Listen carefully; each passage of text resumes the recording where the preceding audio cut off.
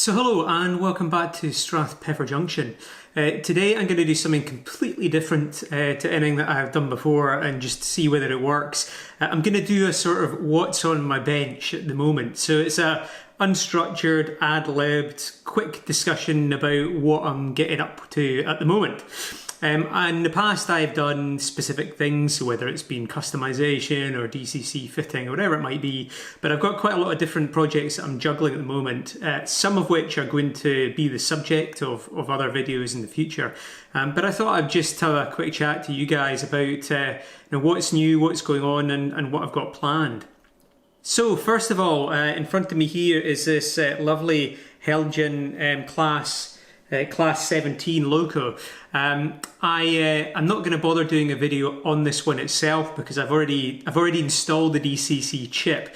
Let me tell you, for this particular loco, it's actually pretty finicky. It's not the easiest to get the body off. You have to pull out buffers and then you have to rotate the body or kind of lever it up, and then you've got to remove the cab and various other things. But in the end I got a lock sound pilot fitted into this one in the nose by cutting back some of the PCB.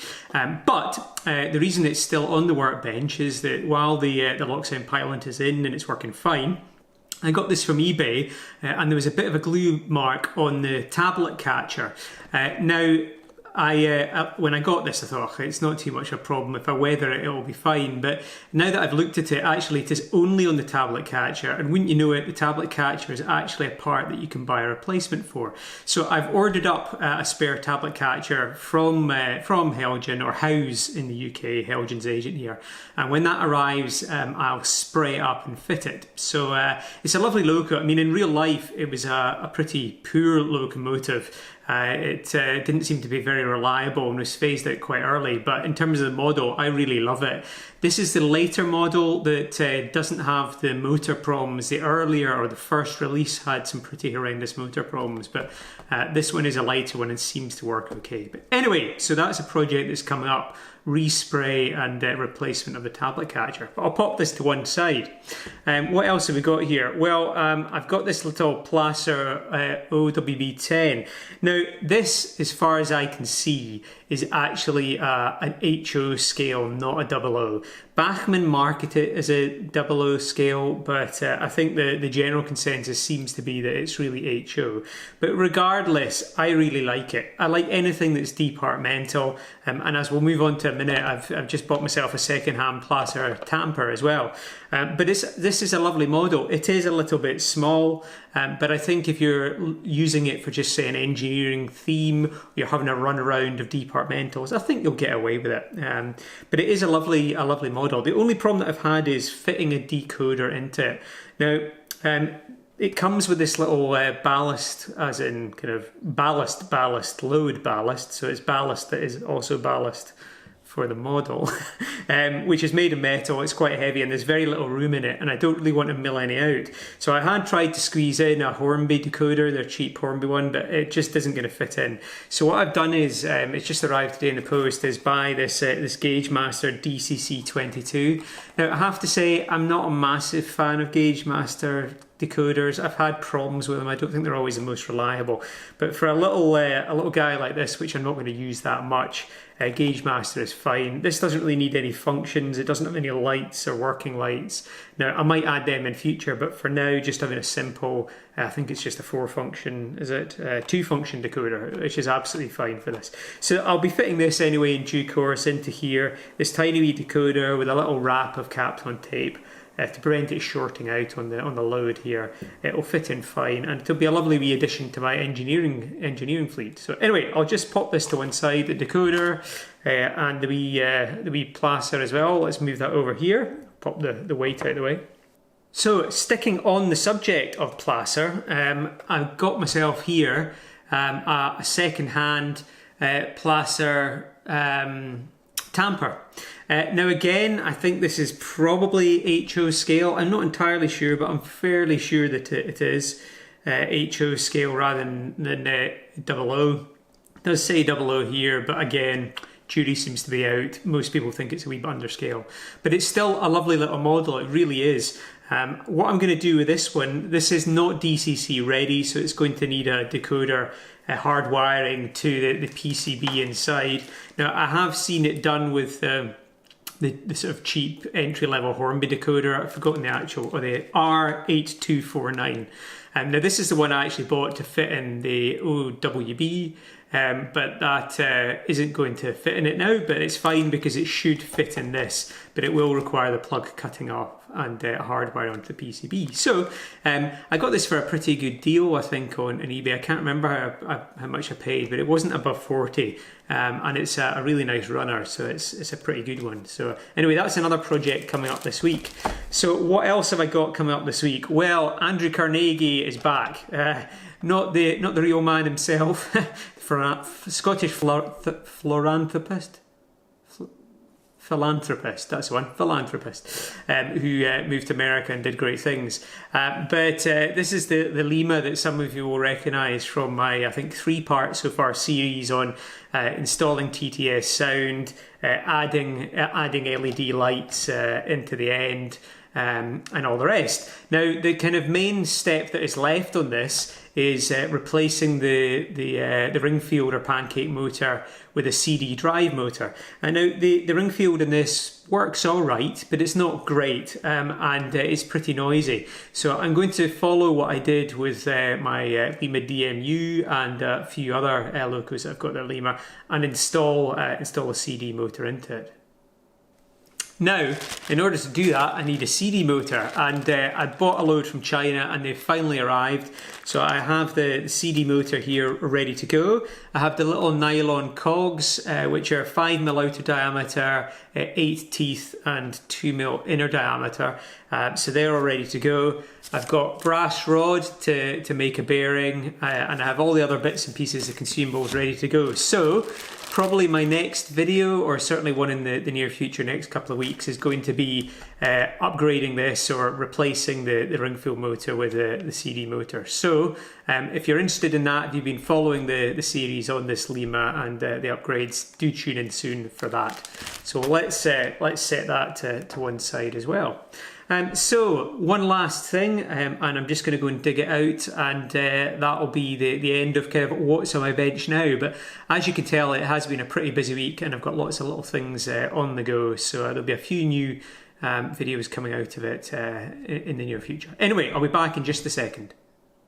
Right, actually, just before I move on to the thing that I just went off to get, I also got myself a second Wickham trolley. Now, I absolutely love these things. They're not the world's best performers, but again, firstly, they're departmental, which is a little kind of fix or vice, I suppose, of mine. But secondly, I love these little, tiny little models. It's just fabulous that they can get this sort of detail into such a small size. So, I've got myself a second one of these. This is the wasp stripe one. I don't know whether we'll be able to see these. You might be just about able to see it in there, but this is my favourite one anyway. The other one I've got is just engineer's yellow, but what I'm going to do with this one anyway is to convert this to DCC. Now, it's quite challenging, this one, which is why I think I'll probably do a video on it, because it's the kind of thing which is it needs to be well thought through, and it's not the most straightforward of things. So whereas TTS chips, I've done a few videos, they're generally fairly straightforward, there's a bit more to this. I think it might make an interesting video. But what I'm also going to look at is whether I can add some working directional lights and so on too. I have been dabbling, as you'll have seen from the last video that I did on the wee tail lights, I've been dabbling with some of these nano LEDs. So I'm not promising I'll add LEDs to this one, but I'm certainly going to go active consideration. So anyway, that's another upcoming video, I guess, probably in a few weeks' time, all being well. Okay, right, so the final thing that is on my desk, although it's on the other end of the desk and I've had to bring it across, is this little pile here. Now, I don't know how well all of this is going to come out, but it is some electronics. Let's turn it around here. Put some of this stuff down here. Desk is getting a bit full, my workbench rather, so, when I say my workbench, my kitchen table. I'm sure that's pretty common for most of us railway modelers. Anyway, now that I'm making progress on the layout itself, and I've recorded at least enough content for one video update on where I'm at with the layout. But I'm starting to turn my attention to track and signalling and points and power buses and all the rest. And I'm very keen to get a lot of automation, or at least make automation possible in the layout. But I don't want it to be totally computer controlled depending on it. I want there to be an element of pressing buttons myself to make things work, but also be able to use a computer. So I'm going for a bit of a hybrid system. For point control, I'm going with Megapoint's controllers. I really like their products. They're pretty decent value for what you get. They are not, well, they are plug and play, but you need to have a reasonable idea of how things go together. And there is some customization with Arduino and other things that you can do with them. So, but the main thing for this is I can link it into DCC, so I can control the points via DCC and computer control, but it also allows a mimic board as well, so I can press buttons or flick switches or whatever I decide, or if my nephews are visiting, they can press buttons as well without having to get the computer out. So Megapoints is what's going to be doing the points. For the rest, I'm going to be using a software on the computer. I haven't decided whether it'll be iTrain or Train Controller, but it'll be something like that. And but in order to facilitate that, I need to buy a variety of different gadgets and gizmos to go with it. Now, for the time being, I'm going to use LocoNet to control things, or because my black Z21 has LocoNet. And I found that DigiKeys do some pretty reasonably priced LocoNet stuff. So I have a LocoNet hub here so that I can connect all my things in, expand the expandability of LocoNet. It also has an XBus port here, which works with the Z21, so I'll be able to put in a variety of controller points for the multi-mouse around the layout. I also am going for, let's move this one out of the way, occupancy or block detection as well. So I'm going for the DigiKeys 2-rail, which is their CS. Make sure you get the CS if you're going to get this. But the DigiKeys CS occupancy setup. So you have a LocoNet module, and you can then either daisy chain LocoNet modules in, or you can also use the S8A10 and daisy chain them. So it's quite flexible. And then also I'm going to have 2 different power districts. One probably doing, say, one of the mainline loops and the TMD area, just for the sake of argument, and the other one doing the other mainline loop and maybe the branch line or something. So I don't know how well this will come out, but we've got this booster here. Again, it's another DigiKeys one. DigiKeys do pretty reasonable boosters which are compatible with the Z21, and certainly cheaper than the Rocco or Z21 ones, which I think their ones come in about 80 quid. And they do have LocoNet and also Railcom built in, but I'm not going to use Railcom, so LocoNet is fine for me. So anyway, a load of gizmos and gadgets for the DCC, LocoNet and automation side of things on the bench too.